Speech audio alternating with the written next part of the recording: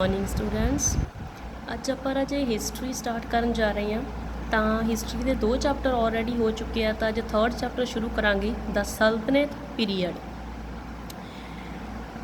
ਸਲਤਨਤ ਪੀਰੀਅਡ ਮਤਲਬ ਜੋ ਦਿੱਲੀ ਸੁਲਤਾਨਾਂ ਦਾ ਪੀਰੀਅਡ ਸੀਗਾ ਕਿ ਉਸ ਟਾਈਮ ਤੇ ਕਿਹੜੇ ਰਾਜੇ ਆਏ ਸੀ ਉਹਨਾਂ ਦੇ ਬਾਰੇ ਡਿਸਕਸ ਕਰਾਂਗੇ। ਇਹਦੀ ਕੁਝ ਕੁ ਬੈਕਗਰਾਊਂਡ ਪੜ੍ਹਦੇ ਹਾਂ ਕਿ ਮੁਹੰਮਦ ਗੌਰੀ ਡਿਫੀਟਡ ਪ੍ਰਿਥਵੀ ਰਾਜ ਚੌਹਾਨ ਇਨ 1192 ਦੇ ਵਿੱਚ ਮੁਹੰਮਦ ਗੌਰੀ ਨੇ ਪ੍ਰਿਥਵੀ ਰਾਜ ਚੌਹਾਨ ਨੂੰ ਹਰਾਇਆ and laid the foundation of Muslim rule in India. Muslim rule ਦੀ ਸਥਾਪਨਾ ਕੀਤੀ ਸੀ ਇੰਡੀਆ ਦੇ ਵਿੱਚ। ਉਸ ਤੋਂ ਬਾਅਦ ਮੁਹੰਮਦ ਗੌਰੀ ਦਾ ਮਰਡਰ ਹੋ ਗਿਆ ਸੀ 1206 ਦੇ ਵਿੱਚ। ਉਹਦਾ ਕੋਈ ਬੱਚਾ ਨਹੀਂ ਸੀ, ਅੱਗੇ ਮੁਹੰਮਦ ਗੌਰੀ ਦੇ ਕੋਈ ਬੱਚਾ ਨਹੀਂ ਸੀ। So his generals independent in different part of his empire. ਹੁਣ ਉਹਦੇ ਜਰਨਲ ਜਿਹੜੇ ਸੀਗੇ, ਜੋ ਵੀ ਉਹਦੇ ਮਤਲਬ ਕਿ ਅੱਗੇ ਸੈਨਾਪਤੀ ਸੀ, ਸੈਨਿਕ ਸੀ, ਕੁਛ ਵੀ ਕਹਿ ਸਕਦੇ, ਮੰਤਰੀ ਸੀ, ਉਹਨਾਂ ਨੇ ਉਹਦੇ ਇੰਪਾਇਰ ਦੇ, ਮੁਹੰਮਦ ਗੌਰੀ ਦੇ ਇੰਪਾਇਰ ਦੇ ਅਲੱਗ-ਅਲੱਗ ਪਾਰਟਸ ਦੇ ਵਿੱਚ ਆਪਣੇ ਆਪ ਨੂੰ ਇੰਡੀਪੈਂਡੈਂਟ ਕਰ ਲਿਆ ਸੀ, ਮਤਲਬ ਆਪਣੇ ਆਪ ਹੀ ਉਹ ਵਾਂਗਡੋਰ ਸਾਰੀ ਸੰਭਾਲ ਲਈ ਸੀ।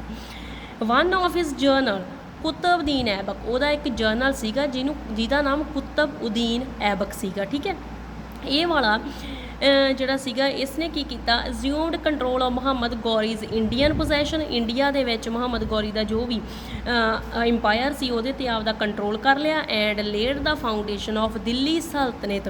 ਦਿੱਲੀ ਸਲਤਨਤ ਦੀ ਨੀਂਹ ਹੈ ਜਿਹੜੀ ਉਹ ਕੁਤਬਉਦੀਨ ਐਬਕ ਨੇ ਰੱਖੀ ਸੀ। ਇੱਥੋਂ ਜਿਹੜਾ ਹੈਗਾ ਦਿੱਲੀ ਸਲਤਨਤ ਦਾ ਪੀਰੀਅਡ ਸਟਾਰਟ ਹੁੰਦਾ ਹੈ। ਇਹ ਪੀਰੀਅਡ 1206 ਤੋਂ ਲੈ ਕੇ 1526 AD ਤੱਕ ਚੱਲਦਾ ਹੈ। 1206 ਤੋਂ ਲੈ ਕੇ 1526 AD ਤੱਕ ਦਾ ਪੀਰੀਅਡ ਹੈ ਜਿਹੜਾ ਇਟ ਇਜ਼ ਕਾਲਡ ਦਿੱਲੀ ਸਲਤਨਤ ਪੀਰੀਅਡ। ਸੋ ਇਸ ਦੇ ਵਿੱਚ ਦਿੱਲੀ ਸਲਤਨਤ ਪੀਰੀਅਡ ਦੇ ਵਿੱਚ ਸਭ ਤੋਂ ਪਹਿਲਾਂ ਆਉਂਦਾ ਹੈ ਆਪਣੇ ਕੋਲ ਜੋ ਸਲੇਵ ਡਾਇਨੈਸਟੀ ਆਉਂਦੀ ਹੈ। ਸਲੇਵ ਡਾਇਨੈਸਟੀ ਮਤਲਬ ਗੁਲਾਮ ਡਾਇਨੈਸਟੀ। ਤਾਂ ਉਹਦੇ ਵਿੱਚ ਸਭ ਤੋਂ ਪਹਿਲਾਂ ਆਪਣੇ ਕੋਲ ਆਉਂਦਾ ਹੈ ਕੁਤਬਉਦੀਨ ਐਬਕ। ਕੁਤਬਉਦੀਨ ਐਬਕ ਤਰਕਿਸ਼ ਸਲੇਵ, ਇਹ ਇੱਕ ਤਰਕਿਸ਼ ਸਲੇਵ ਸੀਗਾ ਤੁਰਕੀ ਦਾ, who an important rule in expansion of the territory of Muhammad Gauri. ਇਹਨੇ ਕੀ ਕੀਤਾ ਕਿ ਬਹੁਤ ਹੀ ਇੰਪੋਰਟੈਂਟ ਰੋਲ ਪਲੇ ਕੀਤਾ ਹੈ। ਇਹਨੇ ਮੁਹੰਮਦ ਗੌਰੀ ਦੇ ਜੋ ਰਾਜ ਭਾਗ ਸੀ ਉਸ ਨੂੰ ਵਿਸਥਾਰ ਕਰਨ ਦੇ ਵਿੱਚ, ਉਸ ਨੂੰ ਫੈਲਾਉਣ ਦੇ ਵਿੱਚ ਬਹੁਤ ਜ਼ਿਆਦਾ ਰੋਲ ਅਦਾ ਕੀਤਾ। He declared himself the ruler after the death of Muhammad Ghori. ਹੁਣ ਉਹਨੇ ਆਪਦੇ ਆਪ ਨੂੰ ਮੁਹੰਮਦ ਗੌਰੀ ਦੀ ਡੈਥ ਤੋਂ ਬਾਅਦ ਇੱਕ ਜਿਹੜਾ ਹੈਗਾ ਇੰਡੀਪੈਂਡੈਂਟ ਰੂਲਰ ਘੋਸ਼ਿਤ ਕਰ ਦਿੱਤਾ ਸੀ ਅਤੇ ਸਲੇਵ ਡਾਇਨੈਸਟੀ ਦੀ ਸਥਾਪਨਾ ਕੀਤੀ ਸੀਗੀ। ਉਸ ਦੇ ਟਾਈਮ 'ਤੇ ਕੁਤਬਉਦੀਨ ਐਬਕ ਜਿਹੜਾ ਸੀਗਾ ਆਪਦੀ ਪ੍ਰਜਾ ਦੇ ਵਾਸਤੇ ਬਹੁਤ ਹੀ ਜ਼ਿਆਦਾ ਲੋਇਲ ਸੀ, ਬਹੁਤ ਹੀ ਜ਼ਿਆਦਾ ਕਾਇੰਡ ਸੀਗਾ। ਇਸ ਨੇ ਦਿੱਲੀ ਦੇ ਵਿਖੇ ਜਿਵੇਂ ਕੁਤਬ ਮੀਨਾਰ ਦੀ ਸਥਾਪਨਾ ਕਰਵਾਈ ਸੀ ਅਤੇ ਹੋਰ ਬਹੁਤ ਸਾਰੀਆਂ ਮੌਸਕਿਊਜ਼ ਬਣਾਈਆਂ ਸੀਗੀਆਂ, ਬਹੁਤ ਸਾਰੀਆਂ ਮਸੀਤਾਂ ਜਿਹੜੀਆਂ ਹੈਗੀਆਂ ਬਣਵਾਈਆਂ ਸੀਗੀਆਂ ਦਿੱਲੀ ਅਤੇ ਆਗਰਾ ਦੇ ਵਿੱਚ। ਉਹ ਜ਼ਿਆਦਾ ਟਾਈਮ ਤੱਕ ਜਿਉਂਦਾ ਨਹੀਂ ਰਿਹਾ ਸੀ, ਘੋੜੇ ਤੋਂ ਡਿੱਗਣ ਦੇ ਕਰਕੇ ਇਸ ਦੀ ਮੌਤ ਹੋ ਗਈ ਸੀ। ਉਸ ਤੋਂ ਬਾਅਦ ਦੂਸਰੇ ਨੰਬਰ 'ਤੇ ਆਉਂਦਾ ਆਪਣੇ ਕੋਲ Iltutmish, former slave and later son in law of Aibak. Qutbuddin Aibak ਦਾ ਸਨ ਇਨ ਲਾਅ ਸੀ ਇਲਤੁਤਮਿਸ਼। ਠੀਕ ਹੈ, ਉਸ ਨੇ ਫਿਰ ਜਿਹੜਾ ਹੈਗਾ ਕੁਤਬਉਦੀਨ ਐਬਕ ਦੀ ਮੌਤ ਤੋਂ ਬਾਅਦ ਗੁਰਗੱਦੀ ਸੰਭਾਲੀ ਸੀ, ਉੱਥੇ ਬੈਠਿਆ ਸੀ। ਹੀ ਅਜ਼ਿਊਮਡ ਦਾ ਟਾਈਟਲ ਆਫ ਸ਼ਮਾਸ਼ੂਦੀਨ। ਉਹਨੇ ਸ਼ਮਾਸ਼ੂਦੀਨ ਦਾ ਟਾਈਟਲ ਧਾਰਨ ਕੀਤਾ ਸੀ। ਸ਼ਮਾਸ਼ੂਦੀਨ ਦਾ ਮਤਲਬ ਕੀ ਹੁੰਦਾ, ਸਨ ਆਫ ਰਿਲੀਜਨ, ਧਰਮ ਦਾ ਪੁੱਤਰ ਨਾਂ ਦੀ ਉਪਾਧੀ ਹੈ ਜਿਹੜੀ ਉਸਨੇ ਧਾਰਨ ਕਰ ਲਈ ਸੀਗੀ ਉਸ ਟਾਈਮ 'ਤੇ। ਜੋ ਇਲਤੁਤਮਿਸ਼ ਨੇ ਬਹੁਤ ਹੀ ਜ਼ਿਆਦਾ ਜਿਹੜੇ ਹੈਗੇ ਆ ਵੀ ਜੋ ਚੈਲੰਜ ਹੈ ਫੇਸ ਕੀਤੇ ਸੀ ਆਪਦੀ ਲਾਈਫ ਦੇ ਵਿੱਚ।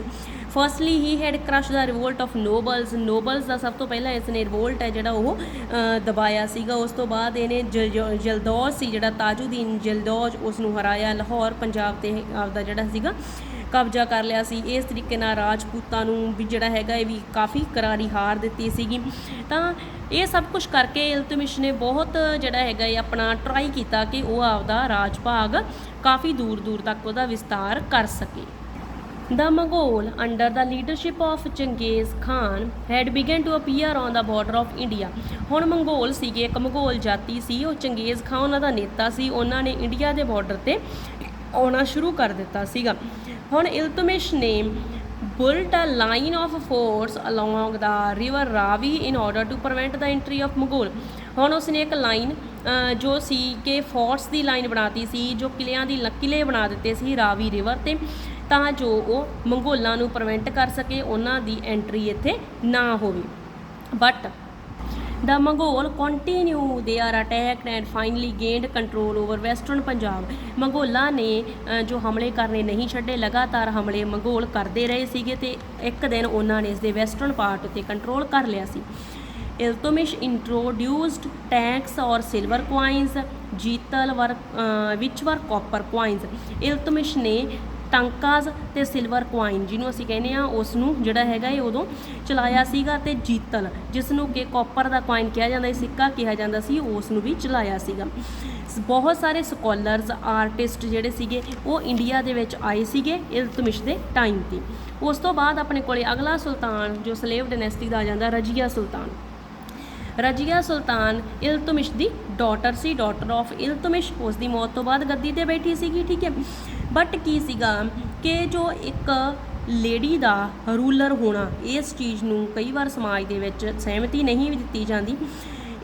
ਨੋ ਡਾਊਟ ਸ਼ੀ ਵਾਜ਼ ਆ ਬਰੇਵ ਐਂਡ ਕਰਜੀਅਸ ਲੇਡੀ। ਉਹ ਬਹੁਤ ਹੀ ਬਹਾਦਰ ਤੇ ਹੌਸਲੇ ਵਾਲੀ lady C.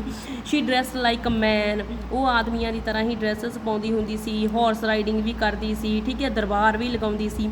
But the nobles did not like the ideas of being ruled by a woman. Nobel ਜਿਹੜੇ ਸਰਦਾਰ ਸੀਗੇ ਉਸ ਦਰਬਾਰ ਦੇ ਵਿੱਚ, ਉਹ ਇਹ ਨਹੀਂ ਜਿਹੜਾ ਹੈਗਾ ਸਹਿ ਸਕਦੇ ਸੀ ਕਿ ਇੱਕ ਲੇਡੀ ਉਹਨਾਂ ਉੱਪਰ ਰੂਲ ਕਰੇ। ਇਸੇ ਕਰਕੇ ਜਿਹੜਾ ਹੈਗਾ ਰਜੀਆ ਸੁਲਤਾਨ ਨੂੰ ਜਿਹੜਾ ਹੈਗਾ ਇੱਕ ਰਿਵੋਲਟ ਦੇ ਵਿੱਚ ਉਹ ਮਾਰੀ ਗਈ ਸੀ 1240 ਦੇ ਵਿੱਚ। 1240 ਦੇ ਵਿੱਚ ਉਸ ਦੀ ਮੌਤ ਹੋ ਗਈ ਸੀ।